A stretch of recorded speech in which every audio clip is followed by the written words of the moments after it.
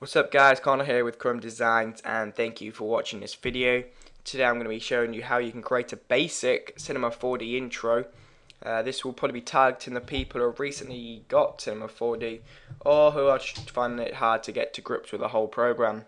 However, if you're familiar with the interface, you could always pick up some things along the way. So just keep watching and I think we should get started. So the first thing we're going to do is we're going to add a floor. Now this is what the text is going to pretty much be on. This is going to be the floor of the whole scene really. And then if we add a sky as well, like so, and we're just creating the basic scene. So now we want to add some text, like so, and just type in your desired text down here in the attributes panel. I'm going to write tutorial, spelled it wrong. There we go, change the font, so choose what font you want. I'll pick what font to pick, there we go, I'll choose this with bold italic. Depth I'll change to 100, like so. I'll maybe add some caps, like fillet cap and a fillet cap, and just lower them down, not up, to about 3, so it's 1, 3 and 1, 3. Now this just basically gives it rounded edges so it's not so harsh on the sides. So just put that in the middle of the plane. If you go ahead and click this button here under character and dynamics, it will just give you a basic render, like what it'd be like when it's rendered. And as you see, that's alright. You got your text. However, you got some grey floor and the text colour's not very nice. It's a white with a not very decent grey with black. So what we're going to do is if we just go to render settings, and if we go to output 1280 by 720 for now, that'll just create the HD if you add it into another project. So now what we could do is we're going to add the materials to the text. So just double click on this space down here, and the first one I'm going to add is a dark grey. Now the second one I'm going to add is I'm going to add a gradient. So go to texture and gradient.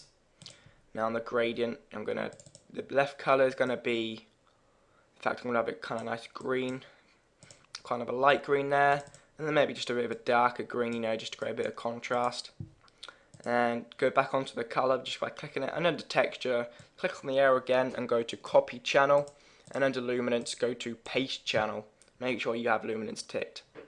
Now you need to go to reflection, and just go to add reflection so it's a bit glossy.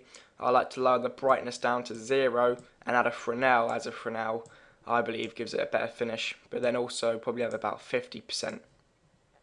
So now drag that one on the text and the black one on the text, and you'll notice that it's just the black showing.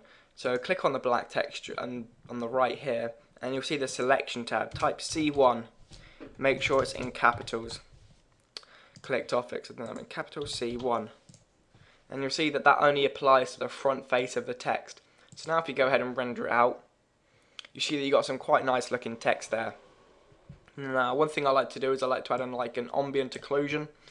To go to render settings, effect, ambient occlusion, maximum ray length to 160, and I like to add a bit of contrast, about 35. Now this will slow down the render time, but it gives a lot better result. It creates realistic shadows. So just rendering out here, and you see you got some glossy like text. And that looks a lot better than it did before. However, it just depends. If you want to make it look probably a bit more professional, you'll have to make the render time be slower. It's all down to what you want, really. Add it up here.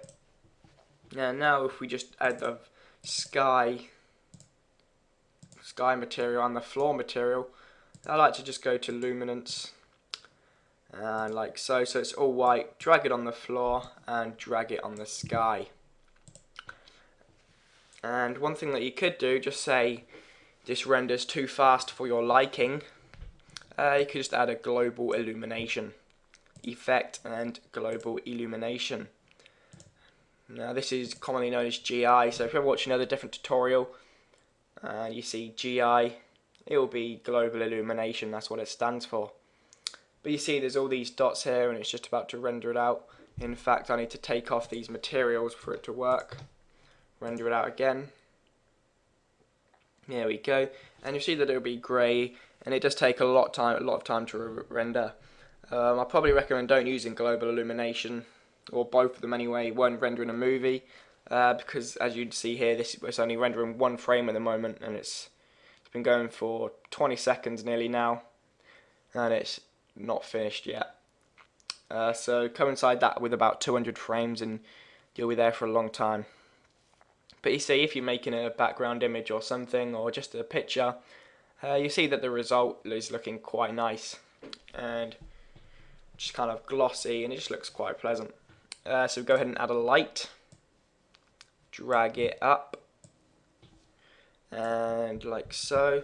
I'll go to Shadow Map Soft, and I like to change the color to, I'll change it to like a light green, like so, and I'll lower the intensity to about 60 something percent, about 60, yeah, there we go, 60%. So now if we go ahead and render it out, yeah, it'll take a while again, but you know, that's what you have to put up with. So what we're going to do next, we're going to just add a basic camera movement. So you know, you can just follow the camera, and it's just a basic Cinema 4D intro, like so. Now what the kind of green light did, it kind of made it so the text is actually kind of glowing out more. So on the floor there's like green on the shadows. The shadows are kind of like light green. So it kind of brings out the idea that they're reflecting. You've got these shadows here, which is looking quite nice.